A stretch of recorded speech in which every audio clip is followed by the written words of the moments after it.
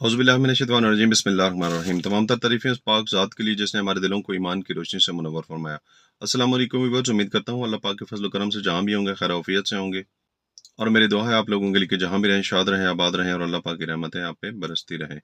तो viewers, basically आज की वीडियो में हम डिस्कस करेंगे कि कौन सी ऐसी 8 चीज़ें हैं या कौन से ऐसे 8 काम हैं जो जाने अनजाने में आप लोग कर जाते हैं या हम लोग कर जाते हैं, जिसकी वजह से आपकी गाड़ी का इंजन जो है वो तबाह बर्बाद हो जाता है या वो उसकी लाइफ पे वो इफेक्टिव होती हैं। तो उनमें सबसे पहले जो चीज़ आती है वो होती है कि जी आप सुबह सुबह अपने गाड़ी को स्टार्ट किया, स्टार्ट करने के बाद आपने गाड़ी की NOT कायम नहीं की। अभी NOT क्या होती है? Normal operating temperature. अब जब नॉर्मली गाड़ी को स्टार्ट करते हैं तो उसका टेम्परेचर 40 से 50 डिग्री सेंटीग्रेड होता है, जबकि नॉर्मल गाड़ी के जो टेम्परेचर है ना वो 70 से 80, 70 टू 80 जो है ना वो होना चाहिए, तो तब गाड़ी को मार्च करवाना चाहिए। यानी कि जब गाड़ी का टेम्परेचर जो है वो 40 से 50 डिग्री सेंटीग्रेड पे होता है, तो हम गाड़ी को स्टार्ट करने के बाद मार्च करवा देते हैं, गाड़ी को गियर लगा के चलाना शुरू कर देते हैं। तो उसमें होता ये है कि गाड़ी का जो एक तो इंजन ऑयल जो है वो सर्कुलेट नहीं किया होता सारे इंजन में, तो उसकी वजह से इंजन अफेक्ट हो सकता है। और सेकेंडली ये होता है कि गाड़ी का जो क्लच होता है वो अमूमन जाने अनजाने में हम उसे किस तरह यानी कि एंगेज और डिसएंगेज करते हैं। यानी कि हमने क्लच प्रेस किया, गियर एंगेज किया, उसके बाद हमने एकदम से क्लच छोड़ा। एकदम से क्लच जब छोड़ते हैं तो गाड़ी का तमाम जो गियर बॉक्स होते हैं, वो जो छोटी गिरारियां बड़ियों को चला रही होते हैं या बड़ी छोटियों को चला रही होते हैं, वो उनको झटका लगता है। तो उसमें ये होता है कि उसका कोई गिरारी टूटने का खदशा होता है या पूरा वो लोड पड़ता है एकदम, तो उसकी वजह से भी नुकसान होने का खतरा होता है। तो इसमें ये होता है कि जब भी आप गाड़ी को मार्च करवाएं तो सिंपली आप उसका क्लच जो है वो आहिस्ता आहिस्ता रिलीज करें। आहिस्ता आहिस्ता रिलीज करने से ये होता है कि गाड़ी के ऊपर गाड़ी के इंजन के ऊपर आहिस्ता आहिस्ता लोड पड़ता है और वो नॉर्मली अपनी कंडीशन में आ जाती है, यानी कि वो मार्च करना शुरू कर देती है। जो आप झटके से छोड़ेंगे तो लाजमी बात है कोई ना कोई वो नुकसान करेगी। उसके बाद नंबर 3 पे जो मेन चीज़ हमारे पास आती है वो आती है जी हाफ क्लच। अमूमन जो नए ड्राइवर्स होते हैं उनकी ये हैबिट्स होती हैं कुछ इस तरह की, यानी कि शुरू में वो उस चीज़ को लेते हैं कि जी हाँ, हम हाफ क्लच पे रखेंगे तो गाड़ी जो है वो ज़्यादा तेज़ मार्च नहीं करेगी, या किसी भी डर की वजह से या किसी भी वजह से वो उनकी आदत बन जाती है, वो हाफ क्लच को प्रेस रखते हैं, मुकम्मल क्लच जो है वो रिलीज नहीं करते, जिसकी वजह से क्लच प्लेट और प्रेशर प्लेट जो है उन वो आपस में रगड़ खाती रहती हैं। जब आप क्लच मुकम्मल छोड़ देते हैं तो वो आज़ादाना जो है मूव करती हैं। जब क्लच हाफ आप उसका रिलीज करेंगे, ठीक है, हाफ के ऊपर आप पाँव रखेंगे या थोड़ा सा उसको प्रेस करके रखेंगे, तो उसमें होगा ये कि दोनों रगड़ खाएंगी और कुछ कोई कोई एक ना एक बीच में से फारिग हो जाएगी, या फिंगर्स उसके फारिग हो जाएंगे, या वो जो है ना क्लच प्लेट वो वाली फारिग हो जाएगी। तो इसलिए ज़रूरी है कि जब भी आप गाड़ी को मार्च कराते हैं, एक जब आपने क्लच प्रेस करना है तो उसको कंप्लीट प्रेस करें, हाफ क्लच कभी भी ना प्रेस करें। जब तक वो फ्लोर के साथ टच ना हो उसको प्रेस करें, ठीक है जी। जब आपकी गाड़ी मूव कर गई है, आपकी गाड़ी या आपका गियर एंगेज हो गया है, तो उसके बाद उसे कंप्लीटली रिलीज कर दें। नेक्स्ट जो चीज़ हमारे पास आती है वो है जी गियर के मुताबिक एक्सीलेटर। अभी गियर के मुताबिक एक्सीलेटर का क्या मकसद होता है कि फॉर एग्जांपल दूसरे या तीसरे गियर में गाड़ी मार्च कर रही है, ये चल रही है, एक्सीलेटर हमने दिया है वो है जी चौथे गियर का या पांचवें गियर का, तो इससे भी जो है वो इंजन की लाइफ पे अफेक्ट होता है। उसके बाद जो हमारे पास मेन चीज़ आती है और जो ज़्यादा चीज़ डिस्कसिंग आती है वो ये होती है कि जनाब गाड़ी आपकी है 660 सीसी।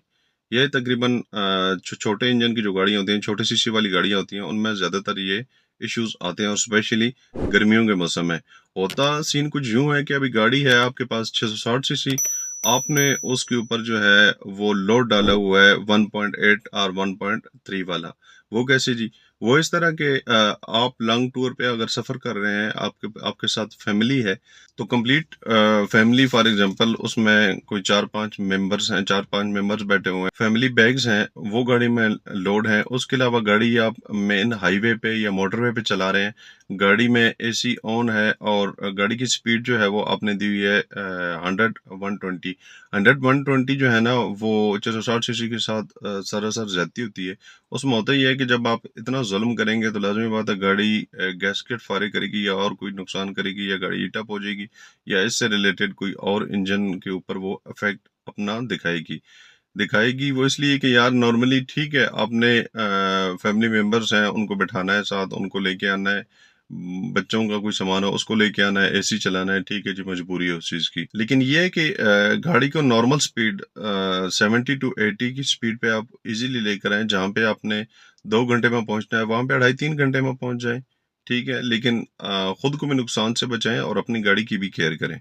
उसके बाद नेक्स्ट पॉइंट जो हमारे पास आता है वो रॉन्ग गियर शिफ्टिंग आती है। रॉन्ग गियर शिफ्टिंग कैसे होती है कि फॉर एग्जांपल आप जा रहे हैं मोटरवे पे, हाईवे पे, चौथे गियर में, पांचवें गियर में, अचानक से आपने स्पीड डाउन करनी होती है, आप पांचवें गियर से डायरेक्ट दूसरे गियर में आते हैं, आपने क्लच प्रेस किया, आपको पता नहीं चलता, आपने गियर दूसरा एंगेज कर लिया, लेकिन जो ही आप क्लच पेडल रिलीज करते हैं तो आपकी गाड़ी एक झटका लेती है, आपने कभी महसूस किया हो तो।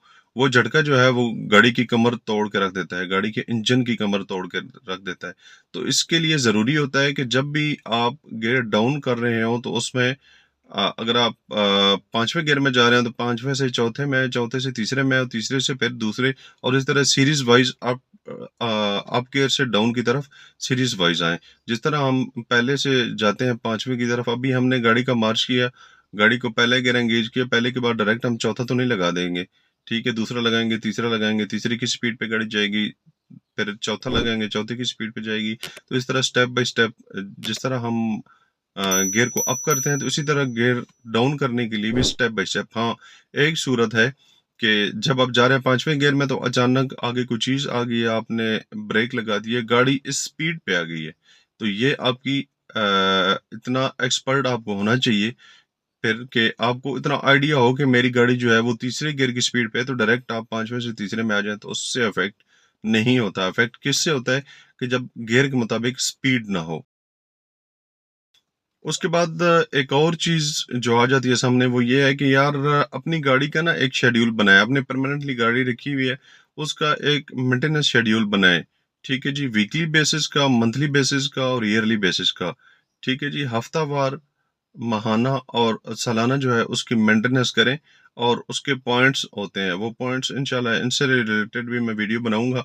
लेकिन आप उस सब का ना एक चार्ट बना लें कि जी हफ्तावार हमने गाड़ी की ये चीज़ मेंटेन करनी है या करवानी है, या उसके अलावा माहाना जो है, मंथली बेसिस पे ये चीज़ मेंटेन करनी है, और ईयरली बेसिस पे ये चीज़ मेंटेन करनी है। तो इसमें होगा ये कि यार आपकी गाड़ी जो है वो आपके साथ, जब आप उसका ख्याल रखेंगे तो अल्टरनेटिव वो आपका ख्याल रखेगी। ये मेरी बात आजमाई हुई है, इंशाल्लाह आप भी इस चीज़ को अप्लाई करें तो आपको भी रिस्पॉन्ड अच्छा मिलेगा। तो ये थी जी आज की वीडियो। अगर आप लोगों को पसंद आई हो तो लाइक और सब्सक्राइब कीजिएगा। और हाँ, एक चीज़ मैं हर वीडियो में बताता हूँ यार, कि कुछ चीज़ें होती हैं जो मिसिंग हो जाती हैं इंसान से।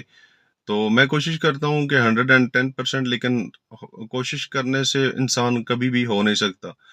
100% जो है वो अल्लाह पाक की ज़ात होती है। कोई चीज़ मिसिंग हो जाती है बीच में तो आपका इल्म मुझसे ज़्यादा हो सकता है। कुछ ऐसी चीज़ें होती हैं जो मुझे पता ना हो, उन चीज़ों का आप लोगों को इल्म हो, तो काइंडली कमेंट्स बॉक्स में लाज़मी अपनी कमेंट्स का इज़हार किया करें। ठीक है जी, अपना और अपने प्यारों का बहुत सारा ख्याल रखिएगा, दुआ में याद रखिएगा। मिलते हैं नेक्स्ट वीडियो में, तब तक के लिए इजाज़त दीजिए जी, अल्लाह हाफ़िज़।